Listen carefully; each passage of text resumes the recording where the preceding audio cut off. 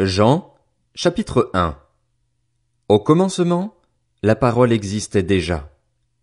La parole était avec Dieu et la parole était Dieu. Elle était au commencement avec Dieu. Tout a été fait par elle et rien de ce qui a été fait n'a été fait sans elle. En elle il y avait la vie, et cette vie était la lumière des êtres humains. La lumière brille dans les ténèbres, et les ténèbres ne l'ont pas accueillie. Il y eut un homme envoyé par Dieu, son nom était Jean.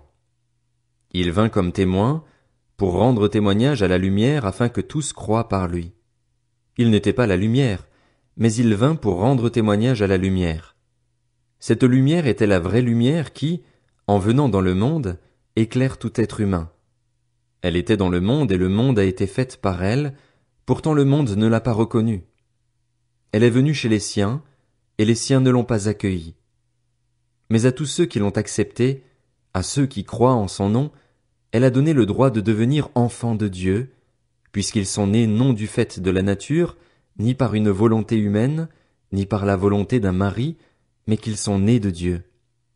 Et la parole s'est faite homme, elle a habité parmi nous, pleine de grâce et de vérité, et nous avons contemplé sa gloire, une gloire comme celle du Fils unique venu du Père. Jean lui a rendu témoignage et s'est écrié, c'est celui à propos duquel j'ai dit, celui qui vient après moi m'a précédé, car il était avant moi.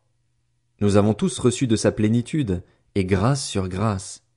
En effet, la loi a été donnée à travers Moïse, mais la grâce et la vérité sont venues à travers Jésus-Christ. Personne n'a jamais vu Dieu. Dieu, le Fils unique, qui est dans l'intimité du Père, est celui qui l'a fait connaître.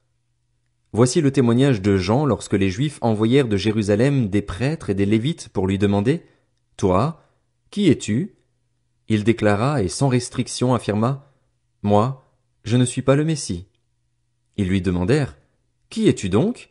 Es-tu Élie » Et il dit « Je ne le suis pas. » « Es-tu le prophète » Et il répondit « Non. » Ils lui dirent alors « Qui es-tu? Nous devons donner une réponse à ceux qui nous ont envoyés.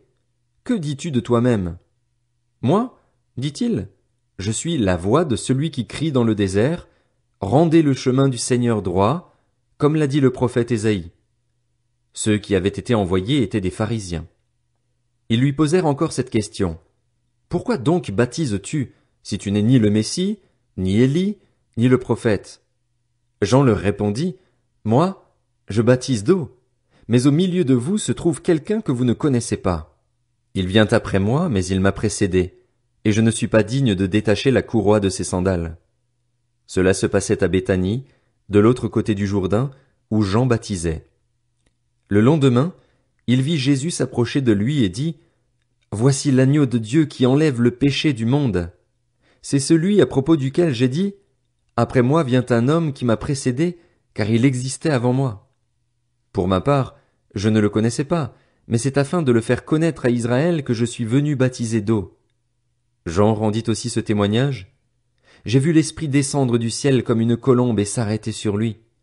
Je ne le connaissais pas, mais celui qui m'a envoyé baptiser d'eau m'a dit, Celui sur qui tu verras l'Esprit descendre et s'arrêter, c'est lui qui baptise du Saint-Esprit. Et moi, j'ai vu et j'atteste qu'il est le Fils de Dieu. Le lendemain, Jean était encore là avec 2 de ses disciples. Il vit Jésus passer et dit, Voici l'agneau de Dieu. Les 2 disciples l'entendirent prononcer ces paroles et suivirent Jésus. Jésus se retourna et, voyant qu'ils le suivaient, il leur dit, Que cherchez-vous? Ils lui répondirent, Rabbi, ce qui signifie maître, où habites-tu? Venez, leur dit-il, et voyez. Ils y allèrent donc, virent où il habitait et restèrent avec lui ce jour-là. C'était environ 4 heures de l'après-midi. André, le frère de Simon-Pierre, était l'un des 2 qui avaient entendu les paroles de Jean et qui avaient suivi Jésus. Il rencontra d'abord son frère Simon et lui dit, Nous avons trouvé le Messie, ce qui correspond à Christ. Il le conduisit vers Jésus. Jésus le regarda et dit, Tu es Simon, fils de Jonas, tu seras appelé Céphas, ce qui signifie Pierre. Le lendemain, Jésus décida de se rendre en Galilée. Il rencontra Philippe et lui dit, Suis-moi. Philippe était de Bethsaïda, la ville d'André et de Pierre.